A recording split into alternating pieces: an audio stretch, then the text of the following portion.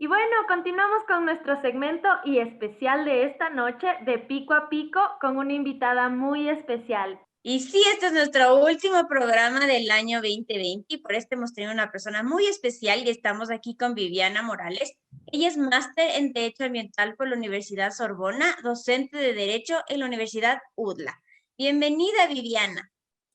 Hola, muy buenos días, Shadi, Cristina, ¿cómo están? Para mí es un gusto poder acompañarles en este programa que sin duda alguna creo que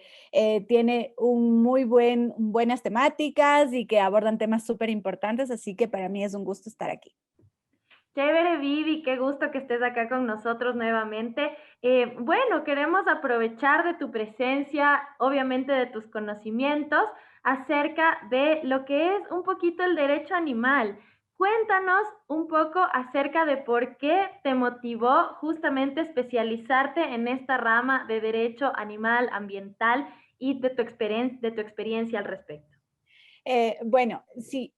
desde siempre obviamente me sentí muy identificada con la protección de la naturaleza, ya sea porque en vacaciones iba a veces a visitarles a mis abuelitos,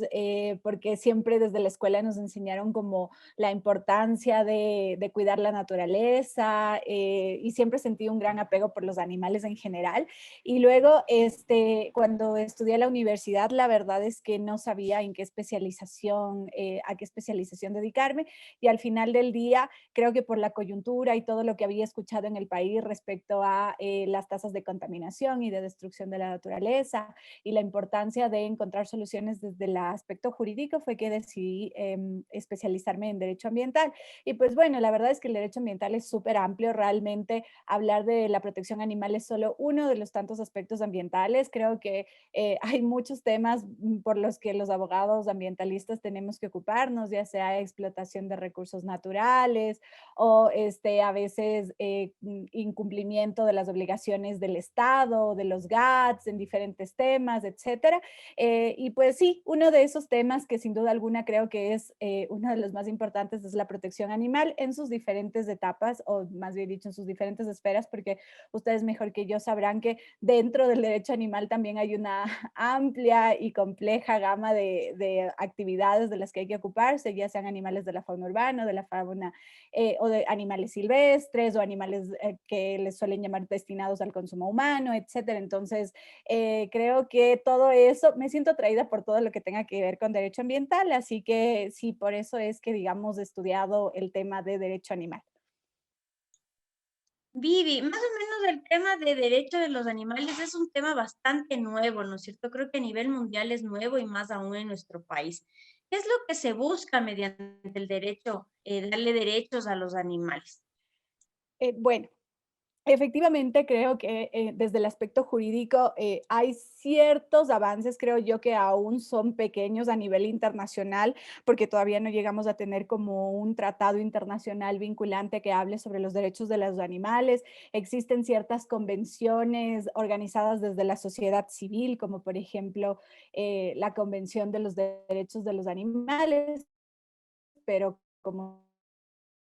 lo que los abogados suelen llamarle el soft law, y por lo tanto, digamos, es una declaración que sí puede servir como una guía de principios que debería ser, digamos, cumplida, o que al menos debería servir como un mapa de acción para los estados, y que en algún momento, obviamente, todos quienes creemos en la causa animal, esperamos que se concretice ya en normas de cumplimiento obligatorio. Y luego también es importante saber que a nivel de Ecuador sí hay avances. Yo, sobre todo, digamos, hay diversas opiniones o criterios jurídicos respecto a si en el Ecuador están reconocidos o no los derechos de los animales. Yo me añado o me allano a quienes consideran que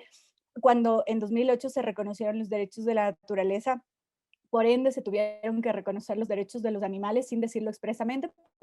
porque no hacía falta, porque los animales son parte de la naturaleza y por lo tanto la naturaleza engloba ríos, páramos, montañas y obviamente los animales. Entonces, obviamente con derechos específicos a cada especie, porque no es que estamos pretendiendo que tengan los mismos derechos que los seres humanos, pero sí es importante entender que de acuerdo a su condición y de acuerdo a todas estas teorías de la sintiencia que los animalistas conocen muy bien, es necesario darle cierto grado de protección a los animales. Entonces eso, chicas. Justamente eso, Vivi, nos gustaría que nos puedas aclarar un poquito más. Los animales actualmente dentro de unas leyes son bienes muebles, pero tenemos la Constitución que le da derechos a los animales. No sé si nos puedes explicar un poquito cómo esto puede fusionarse para darles mayor protección o qué es lo que todavía deberíamos cambiar en las leyes nacionales para que los animales gocen de mayores beneficios y protección. Sí, ok, Shadi, tienes toda la razón. Yo creo que en realidad esto se debe a que, si bien es cierto, cuando nosotros llegamos al 2008 y hacemos una nueva constitución, nosotros dejamos este legado que se le conoce como un Estado legalista, en el cual lo más importante eran las leyes, para pasar a darle la importancia que amerita la Constitución en su calidad de norma suprema. Entonces, así desde el 2008, nuestra Constitución, por ejemplo, establece que los derechos perdón, que los derechos son de directa e inmediata aplicación. Y esto quiere decir que, por lo tanto, ya no es necesario que una ley desarrolle o explique cómo deben entenderse los derechos o que si una ley dice lo contrario a lo que dice la Constitución, podamos creer que la ley prevalece por sobre la Constitución. Y entonces, a partir de ese momento, queda sumamente claro y queda expresamente reconocido en la Constitución que no es necesario que una ley primero diga que los animales tienen derechos o que una ordenanza nos diga que los animales tienen derechos, porque el solo hecho de que la Constitución diga que los derechos son de directa aplicación implica que nosotros podemos ir ante cualquier juez y exigir los derechos de la naturaleza o exigirle al mismo legislador que cree leyes en las que lo que haga es un reconocimiento expreso de lo que ya la Constitución dice, que es que la naturaleza tiene derechos y que los animales como parte de la naturaleza también deben tener derechos. Adicionalmente, las políticas públicas del Estado también deberían estar encaminadas a desarrollar y un poco a explicar y a hacer entender a la ciudadanía cómo deben entenderse los derechos de los animales y cómo deben protegerse. Entonces, a partir de ese momento, yo creo que queda sin piso, por ejemplo, ciertas acciones de los legisladores, como el hecho de que en el 2018 en el Código Ambiental hayan reconocido que los animales son bienes muebles, porque los animales no pueden seguir siendo bienes muebles si la Constitución ya dijo que son sujetos con derecho a la protección y a la reparación. Entonces, eso, desde ahí ya existe una contradicción constitucional. Y luego hay un cierto avance, porque como ustedes saben, a pesar de que se les reconoce como bienes muebles, se les reconoce, digamos, su capacidad de sintiencia y el derecho, o sí, su derecho al bienestar. Entonces yo creo que a veces lo importante es que de nada sirve que cambien las normas, y yo siempre digo esto, es que nosotros tenemos una constitución muy progresista, muy avant-garde en favor de los derechos de los animales, de la naturaleza en general, pero luego el problema es que los legisladores no comprenden el alcance de la constitución que tenemos y siguen creyendo y siguen haciendo una interpretación muy restrictiva de nuestra constitución. Entonces, y a veces obviamente eso se debe a intereses políticos que hay por atrás o por atrás de la emisión o de un proyecto de ley, que ustedes conocerán mejor que yo, porque pues sé que ustedes están involucradas en varios proyectos de ordenanza. Y que también están, creo que, involucradas en las reformas al Código Orgánico del Ambiente. Entonces, yo creo que al final del día lo importante es ir creando cultura, no solamente en la ciudadanía, sino sobre todo principalmente capacitando a nuestros legisladores, a quienes planifican las políticas públicas y obviamente a los jueces, para que entiendan que el hecho de que nuestra Constitución haya reconocido derechos a la naturaleza implica necesariamente que los animales también tienen derecho, derecho a la protección, derecho a la reparación y derecho a la preservación. Eso, querida Shadi y Cristina. Justamente lo que mencionas creo que es bastante importante. Creo que en general el sistema judicial todavía no le toma la importancia a estos casos y realmente eso nos preocupa, ¿no? Como mencionas, tenemos también un código orgánico penal en el que ya se subió el estado de las infracciones que se tiene contra los animales, ya estos no es únicamente como era antes, ahora sí ya se puede incluso tener penas de cárcel, pero esperamos realmente que los jueces tomen la debida importancia a estos casos. Justamente como mencionabas, Vivi, sabemos que hubo un caso en la Corte Constitucional en el tema de la tauromaquia y cómo esta se puede unir, ¿no es cierto?, al tema del derecho de los animales y de la naturaleza. ¿Tú qué opinas sobre este caso? Específicamente sobre el caso del COIP, Cris. No, sobre el caso que se está tratando en la Corte Constitucional ahorita acerca de la tauromaquia. Sobre ese caso, ya, perfecto. Verás, bueno, primero para mí siempre es un placer poder participar de estos casos y pues efectivamente yo tuve la oportunidad de comparecer como abogada de uno de los accionantes que es de Abluma en este caso y creo que es un avance el hecho de que, digamos, tiene sus pros y sus contras el hecho de que hayamos tenido que recurrir la semana anterior a la audiencia de la Corte Constitucional. Primero, que la Corte Constitucional, digamos, recoja esta petición de una asociación de toreros del Ecuador, sí nos asombra, sobre todo, digamos, porque como ustedes bien sabrán, previo a que la Asociación de Toreros presente esta acción de inconstitucionalidad en la que está pidiendo dar de baja la ordenanza que prohibió las corridas de toros, previo a esto nosotros ya teníamos presentadas otras acciones de inconstitucionalidad mucho antes. Por ejemplo, Diabluma presentó una acción de inconstitucionalidad en el 2011 y luego PAE presentó una acción de inconstitucionalidad en el 2012 porque lo que se quería efectivamente es prohibir y, digamos, dejar sin efecto esta ordenanza, la 127, que básicamente decía que sí se permite el último tercio de la corrida de toros. Entonces, nosotros obviamente siguiendo la voluntad de la ciudadanía, que fue en su mayoría, en el caso de Quito, con el 54% aproximadamente, prohibir las corridas de toros por ser un espectáculo en el que sí está destinado a provocar la muerte del animal por el grado de violencia y de maltrato que se infringe al animal, fue que se decidió presentar esta acción de inconstitucionalidad. Obviamente no se tuvo una respuesta por parte de la Corte y estas dos acciones de inconstitucionalidad presentadas tanto por Diabluma como por PAE, pues se quedaron en el cajón del olvido, como ustedes sabrán, varios años y obviamente reviven este año cuando la Asociación de Toreros presenta la acción de inconstitucionalidad, lo que obviamente implica un trato desigual porque nosotros presentamos nuestra acción previamente y jamás se nos dio oídos y menos una respuesta oficial por parte de la Corte Constitucional y ahora en el año 2020, cuando es la otra parte, cuando son los toreros los que quieren dar de baja la actual ordenanza, la que se emitió en junio de este año, ahí sí la Corte Constitucional llama audiencia, digamos, con celeridad, que es como se deberían resolver todas las causas, es decir, todas las causas, sin importar si son de animalistas o de taurinos o de cualquier grupo, deberían tener una respuesta rápida y efectiva por parte de la Corte Constitucional. Bueno, en todo caso, como ustedes saben, esta fue la oportunidad, yo quiero verlo como la oportunidad de aclararle a los jueces de la Corte Constitucional y a todos quienes hayan escuchado esa audiencia que efectivamente no se puede dar un retroceso constitucional y no se puede dar una violación a los derechos constitucionales, principalmente a tres súper breves, y ya con esto termino, es que yo creo lo que ya he dicho en toda esta entrevista, que los animales son parte de la naturaleza y que por lo tanto, al permitirse el maltrato animal y la crueldad animal en las corridas de toros, se está violentando los derechos de la naturaleza, específicamente el derecho del toro como parte de la naturaleza, se le está impidiendo el derecho a la protección porque se le está infringiendo tratos crueles. Adicionalmente, el segundo derecho que se está violando y no menos importante es el derecho de participación, porque el hecho de que todos los ecuatorianos hayamos ido a las urnas y que en el caso de los quiteños el 54% nos hayamos pronunciado en contra de este tipo de espectáculos y que no se haya cumplido durante 9 años y que se pretenda ahora otra vez volver a esta violación del derecho de participación, obviamente es por más, digamos, a mí me asusta como abogada que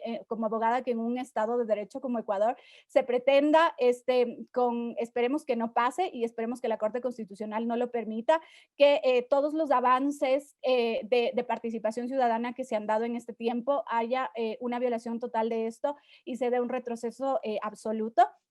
Y luego, finalmente, también yo creo que sería una violación al derecho a una vida libre de violencia, ¿no? Porque como ustedes ya saben, nuestra Constitución reconoce sobre todo este derecho en su artículo 66 y es importante que este derecho sea respetado sobre todo para los grupos de atención prioritaria, porque digamos, si bien es cierto, hay una sentencia que prohíbe que los menores de 12 años puedan ir a las corridas de toros, pero de todas maneras los mayores de 12 años siguen siendo menores de edad y aún a ellos se les podría incitar a una vida con violencia. Y luego personas de tercera edad o mujeres, etcétera. Entonces yo creo que por todo esto y recordando lo que la Corte Constitucional ya dijo en una sentencia respecto a que las corridas de toros son actos violentos. Creo que, y esperamos todos quienes creemos en el Estado de Derecho y creemos en nuestra Constitución, que la Corte Constitucional rechace esta acción presentada por el grupo por la Asociación de Toreros y ratifique la validez y la constitucionalidad de la consulta popular del 2011. Eso, chicas. Así es, Vivi, muchísimas gracias por tu participación. Ha sido súper clara en este tema, principalmente de tauromaquia, que nosotros también estamos esperando pues una respuesta de la Corte. No sé si es que nos podrías dar un mensajito final en base a lo que fue también la audiencia, porque se presentaron un montón de personas, los amicus, ¿no? Que se presentaron durante esa audiencia, pues fueron maravillosos en el sentido de que aportaron muchísimo al debate desde varias perspectivas. Tú, desde tu punto de vista también, ¿cuál sería como el mensaje y lo que esperamos de la Corte Constitucional cuando ya pues tengan una respuesta de este caso de las corridas de Bueno, toros? yo creo que este es un caso que evidencia la importancia y el grado de involucramiento que tiene la sociedad civil en casos como esto, porque como tú bien dices, se contó con la participación de varios amicus, que no es que han sido personas contratadas o pagadas o de algún modo, hasta donde sé, y por lo que escuché a varios amicus, todos fueron voluntariamente porque están convencidos de la causa que defienden y porque desde sus diferentes ámbitos del conocimiento, ya sea la filosofía, la biología, veterinarios, abogados, antropólogos, activistas en general, entienden y conocen la importancia de proteger al toro y un poco en este sentido de que evolucionamos como sociedad y que sabemos que debemos ser un poco más empáticos, no solamente con los seres humanos, sino obviamente con los seres no humanos. Así que yo creo que lo que se evidenció en esa audiencia es este ánimo y esta convicción de hablar y de darles voz a aquellos que no pueden hablar por sí mismos. Entonces, efectivamente, como el toro de Lidia no puede ir a la corte, a diferencia de un torero que cree que puede ir e insultar y usar términos que están por fuera de lo jurídico y decir, digamos, improperios en una audiencia que a mí me parecen fuera de lugar. Realmente yo creo que eso no debería pasar en una audiencia de la Corte Constitucional. Los jueces no deberían permitir que se hayan referido con comentarios hacia los animalistas realmente absurdos, que no los voy a repetir porque pues ustedes los conocerán mejor y si no podrán revisar la audiencia para que vean la clase de comentarios con los que se dirigieron. Pero yo creo que a diferencia en los amicus de los grupos en favor de la vida del toro, no se vio eso, o sea, se vio un grado primero de respeto, una ausencia de violencia, que eso es lo que precisamente estamos promoviendo, y luego finalmente los argumentos fueron sumamente ricos porque nos hacen entender que esto, si bien es cierto, es un tema sumamente jurídico y que hay argumentos jurídicos de sobra para prohibir las corridas de toros, al mismo tiempo este es un tema ético que requiere fundamentos filosóficos, al mismo tiempo hay fundamentos etológicos y para eso estuvieron los biólogos y los veterinarios indicándonos el grado de crueldad al que es sometido el animal durante una corrida de toros. Y entonces, al final del día, yo creo que todos estos amicus, espero yo que hayan servido como un insumo importante para que la Corte Constitucional pueda resolver en derecho, no con base en pasiones, como decían los taurinos, sino con base en todos los argumentos jurídicos, pero tomando en cuenta que este también es un tema que tiene que ver con la parte ética y con la parte de la biología y de la veterinaria y etcétera. Entonces, eso, yo simplemente termino esta entrevista, que les agradezco muchísimo por la invitación, diciendo que estoy optimista y creo que la gente y quienes seguimos esta causa estamos muy optimistas y por el grado y por el nivel de argumentos que se dio en la Corte Constitucional por parte de los animalistas, creemos que la Corte Constitucional tiene suficientes argumentos de todo tipo para ratificar la constitucionalidad de la ordenanza que se emitió en este año por parte del Consejo Municipal, que elimina totalmente las corridas de toro en Quito, y por otra parte para declarar sin lugar y para rechazar la acción de inconstitucionalidad presentada por los taurinos, que creo que sin lugar a duda representa a intereses privados y particulares. Eso, chicas. Muchísimas gracias, Vivi, por todo tu resumen el día de hoy sobre el derecho de los animales y específicamente ahorita que tenemos que luchar por los derechos del toro. Muchísimas gracias a todos los que nos escuchan en este último programa del 2020. No se olviden de seguirnos en nuestras redes sociales y próximo año, no se síganos todavía y vamos a tener todavía más programas más interesantes. Muchísimas gracias, que tengan una buena noche. Muchísimas gracias por estar junto a nosotros, habernos acompañado en todos los programas de este año de Primera Garra. Les deseamos un excelente fin de año y un inicio de año maravilloso. Gracias nuevamente y nos vemos en 2021.